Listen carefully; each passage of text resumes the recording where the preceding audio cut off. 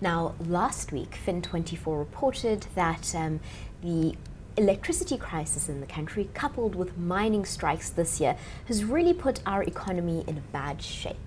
Are we going to be able to get out of this? Look, I think we're coming off a very low base in South Africa. We've had 3 or 4 downward projections for our GDP over the course of the last 12 months or so. 1.5% GDP, which we're not even likely to manage this year statistically, is really not good enough for us in South Africa. And it's not just analysts who are saying this. National Treasury have said that we need at least a 3% GDP growth rate at the very base minimum in order to continue governance, to roll out social income grant plans, to roll out state spending. We're way behind the bare minimum that we really need in South Africa to take the country forward, and we are very far away from the projected 5% GDP growth rate that is the target, of course, of the National Development Plan. So we are really struggling in South Africa. We have struggled over the course of the last year. There may be some indicators that would indicate that there might be some possible uplift, a modicum of uplift going forward into 2015. But frankly, unless we get policy clarity in South Africa, unless government is in fact committed to biting the bullet in terms of its own internal political dissension and making hard, fast, sometimes unpopular judgments on where the country needs to go and putting their finger down or their foot down on this particular issue, we are going to continue to stagnate into the next year and beyond. And I think we're reaching a critical point in South Africa. There's a critical point now where economic decline and the imperatives to kickstart South Africa's economy is really meeting, in a sense, the political constraints within the ruling ANC alliance.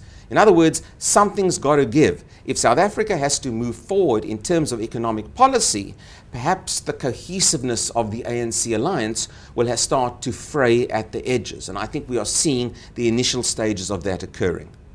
We certainly are, but of course, as you've mentioned, we can't continue to see this decline. So what are the chances that government are going to take that really harsh stand that's necessary?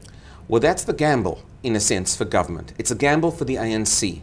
Do they, in fact, take tough decisions and in the process, politically, risk the cohesiveness of the ANC alliance and therefore, of course, risk the historical makeup of the ANC, which has been such an important part of the pre-apartheid and post-apartheid South Africa?